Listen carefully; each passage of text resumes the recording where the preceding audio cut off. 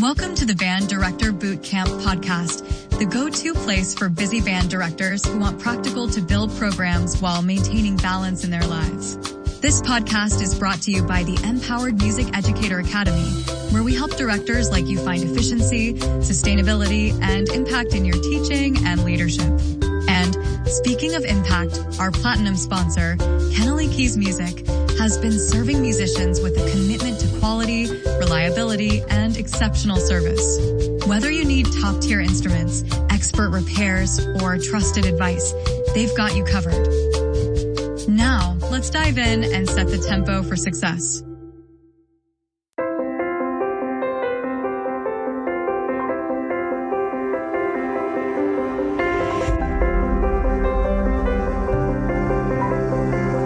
Another episode of Band Director Bootcamp, the podcast with productivity and wellness tips for busy band directors. I'm your host, Lesley Moffat, and I'm really grateful to be sharing this platform with you.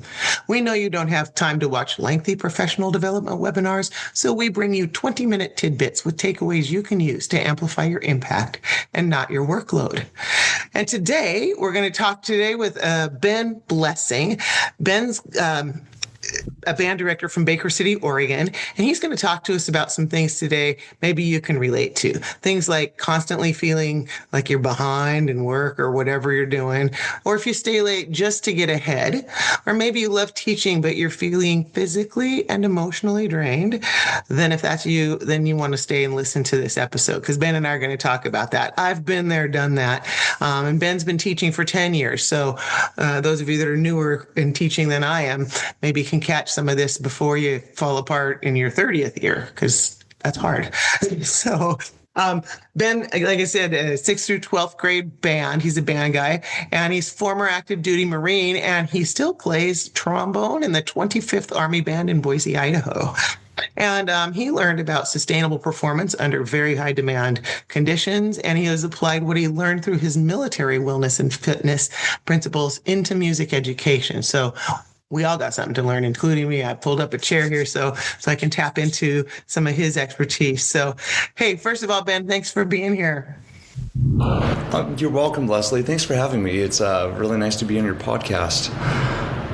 It was fun to get to run into you in person in a conference recently and see all the cool stuff you're doing. So we'll talk about that a little bit towards the end, so folks can get some more information later here. But let's talk about running a high demanded career without burnout. What does this mean to you? Where were you in your life? Did you have a big crash and burn and then you figured it out, or have you avoided burnout because of using other techniques? Kind of give us a little bit about your background. Well, thanks. It's a really good question. And I started teaching. I didn't do the alternative. I didn't do the regular route to teaching. I did the alternative route. When I became a teacher, I'm 42 now. I was already in my 30s when I started teaching. After high school, I joined the Marines as a euphonium instrumentalist. I took the audition on 2 different instruments, trombone and euphonium, and they're like, hey, you play both of these really well. No one knows what a euphonium it is. Would you like to play that for one of our fleet bands? I'm like, sure. And I was active duty for a number of years in the Parris Island Marine Band in South Carolina, where I played at boot camp graduations week in and week out. While I was there, me and a number of members of my unit and we decided we were going to go do the Marine Corps Marathon, and so we started training. And during the middle of that training block, we had taken we took a band trip. We went on orders to do a parade up in Pennsylvania, and one of the members of my unit that was training for that marathon, his name was Greg Lust, really great guy, clarinetist. He had a really bad accident and he passed during the middle of that trip, and that was really really sad for me and everyone on my unit, because he was a really outstanding human being and a great NCO. And it wasn't long after that my conductor got me a book about a gentleman named Dean Karnazes, who is a really amazing ultrarunner. And I read this book book about this guy doing his first 50 miler and then running his first 100 miler and then a 200 in the race in Death Valley. And my first instinct was like, there's no way anyone can do stuff like this. And then, but I was like, no, this has to happen. And I got online and I see that it's a sport. A lot of people do, not a ton of people. And my mind shift changed. And at the age of 23, I went and did my first 40 miler. And since then, I've done the Badwater Ultramarathon a couple of times. I've finished a number of 100 milers. My longest race is a 170 mile run in 48 hours. And I wouldn't recommend that. But, you know, being able to run these really long races and the amount of, and this is the really critical thing to remember, the amount of time it takes to train for these really hard races and the amount of work-life balance that takes is really critical if you're going to keep doing these really difficult races. When I got into teaching, I was like, I'm not going to give up this incredible sport that I have the privilege of, you know, still being young enough to be able to do well. And so when I became a teacher, I was like, okay, end of the school day, I got to get into my running clothes, and then I got to go out and get my run before I go home and have dinner with the wife and kids. That has really helped me as a teacher in a big way because I have a lot of endurance during the school day, and then it's a good reason to get out at the door and take care of my body and keep living and trying to stay youthful. Yeah, you got to be ready for those kids 6 through 12. I mean, you got to keep that energy. So yeah, that's a lot though. I did not realize all this. 100 miles of running. That just sounds. I can't even drive that far without like 7 rest stops in between. No, you think I'm joking. I don't. I live 3 minutes from my work. I have a very short commute every day. So just the thought of all that is incredible. And the dedication, the training, and all of those things very similar, like you were saying, and to music training. It takes that discipline. And you talked about leaving when the contract ends because you know that you're going to go and do the next thing you need to do. Do you find that makes you more productive during the day? Knowing that you're going to be leaving? Yeah, 100%, absolutely. Our time, even as human beings, our time is our most precious resource. Like right here, I've got a list, the things I have to do yearly for my band director job, my quarterly to-dos, printing all the new concert band parts, printing new objective sheets, music library turning in, researching new literature for my next band concert, my weekly to-dos and my daily to-dos. When I'm here, I'm on. Even my prep time is like a class. I'm like, I don't want to waste time during the day because that's when you're getting paid.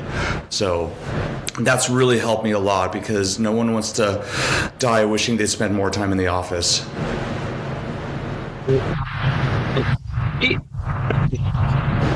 You ever say, sometimes I just have to stay late to get something done? Do you allow yourself some grace there, or do you go home and are you able to turn it off? Because I know a lot of people don't turn it off. Sometimes I don't. Man, boundaries are so good. Sometimes I work late, but also I don't do it when I'm in Idaho because I work in Oregon, but I live in Idaho. That's where my wife and kids are. And when I'm at my house, I try to be ready and present for them when I'm there. And we don't have classes on Fridays, and I'm here at the office, so I try to get a lot of work done on the Fridays when we're on contract.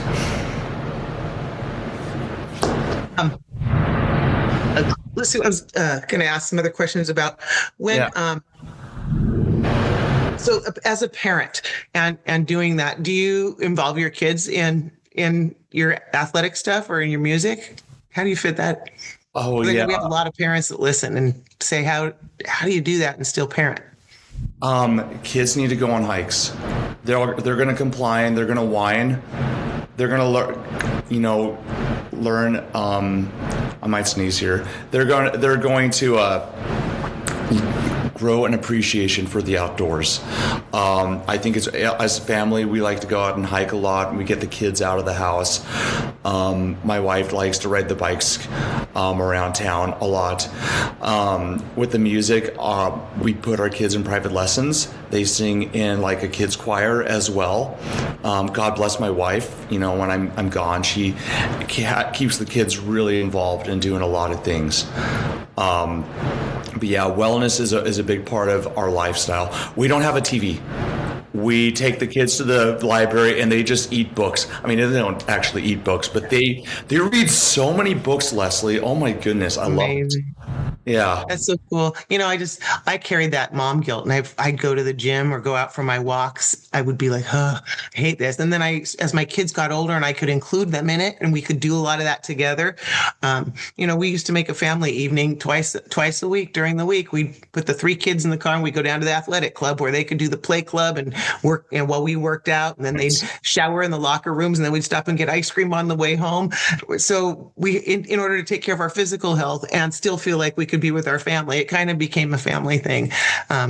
Because otherwise I was like, I feel like, I should be with my kids, or I should be at work, or I need to be exercising, all those things. It's hard to fit it all in. So like you're saying, combine a lot of this. Mm-hmm. Makes sense. Yeah, and I think it's really good for kids to see their parents trying to balance all of it and trying to make it all work, because that's just it's teaching them through showing, not through telling. And you can do so much with that. Yeah. Do you have like a couple of non-negotiables that you do that you absolutely protect you? Running, clearly. Actually, I think you kind of addressed all this. Like, you already kind of did this, didn't you? You just told them. One other thing that I do, Lesley, like my school email, I do not check it if I am not on the clock. And to be really clear, the entirety of my summer break, I do not check my email a single time. I leave it for the first day of in-service, and it's really, really difficult for me to do that. But it also allows me to come back to school ready to attack it like a new 100-mile trail run. I'm too like chunking. If it's more effective too, if you're going to do the email stuff instead of, the email pops up and then the attention goes over there and you get dragged into it. And then we're working on something else. So that organizational piece, I know you were talking like you're very detailed with what you're going to do during your planning periods, just like you would be with the class. And that's something to throw out there for teachers that might be struggling a little bit with all of this management is, chunking, being really intentional with how you're using the time you do have is really helpful. We're going to dive into more of this, but before we do, I want to just take a minute to do a shout out for our sponsor, the Empowered Music Educator Academy. If you're listening to this while thinking about everything still on your to-do list, I see you. One of the reasons I started building tools alongside this podcast was because even the best strategies don't help you if you're too exhausted to implement them. That's exactly why I created Band Director Buddy GPT. It's a productivity and wellness tool designed to think like a successful band director and support the real work behind the scenes, the planning, emails, scheduling, and problem solving, and more, so you can amplify your impact without increasing your workload. If you're a busy band, choir, or orchestra teacher who wants a sustainable way to do this job, you can learn more at banddirectorbuddy.com.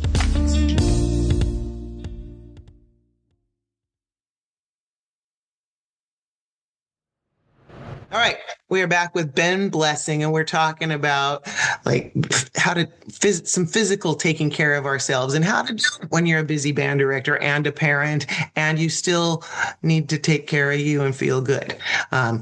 I'm sure a lot of you have heard my story because I say parts about that a lot, but I didn't take care of me for a long time. I thought I didn't have time. And of course, when you don't have time, then eventually you break down and then you have a lot of time because you're in the hospital or you're having a surgery for something. And that sucked. So if we can help even one person avoid some of those things, then be great. So Ben, as a music teacher and a parent and somebody who sets other time aside, if somebody's currently staying regularly 1 to 2 hours a day after their contracted time and they just don't know, where do I start? What would be a suggestion you might have for them to better use their time or to get out of there 30 minutes late instead of an hour late? Something that I think would be a really good idea. It's like, I wouldn't tell someone who is new to like a marathon, like to a 5K training program, to go out and try to run like a marathon or a 50K. I mean, it'd be like asking a beginner to play Maslenka. It's just not going to be a great experience for them, only when they're ready. if you notice that you're working really late, like try to, do a daily journal of seeing what things you're doing and how you're spending your time, and trying to fit more of those into the day, or finding ways to delegate those to students. I'd be right there. What you just said, you have described what people call mindfulness, or being aware. Right? It's paying attention to where your energy is going and what are the results of that. Hey, is that what I want or not? That's all that is. And so when people say being mindful, it's not woo-woo. It's really practical. Yes. Practical right there. I just had to jump in with that because I use the word mindful a lot, and I think people think it's more than it is. You just described it beautifully. So analyzing what we've done. Go ahead. Trail running and any running, allows me to be in the moment. And it's really good to let the brain have its time to be at work and the time to be off and doing, whatever the brain wants to do. Just being present and in the moment there, especially when you're work, you're like, oh, it is, it's 4:20 right now. If it was a Thursday, I would be in sectionals with my band students, making sure that they're getting this help and the support that they need so that they can be successful young musicians. And that's helped me so much over the years. I'm like, when I'm at work, I have to work. When I'm off work, I'm doing these other things. And when I go out and I get a good workout in, and I get the amount of hours in I need during the week. What I also find, this is the cool thing, is that as a composer, I can come up with a lot of fresh ideas, and the writing comes to me much more freely than when I'm stressed and under a lot of pressure at work. Absolutely, because the brain goes into survival mode, and that creativity process, forget it. Yeah. Right. So I remember one thing I had to learn to do was have some boundaries, because I would stay at school late if kids wanted to practice like all the time. And sometimes they were socializing, and then it was like, but I just kind of wasn't respecting my own time. So why should anybody else? And that caused some problems, because then when I was ready to do it, I'm like, now how do I communicate this without pissing everybody off? I actually was seeing a counselor to help me figure out this. And she said, you're going to write a syllabus cover letter that just says, hey, I'm happy to be here and serving your students and all. Here's when I am available.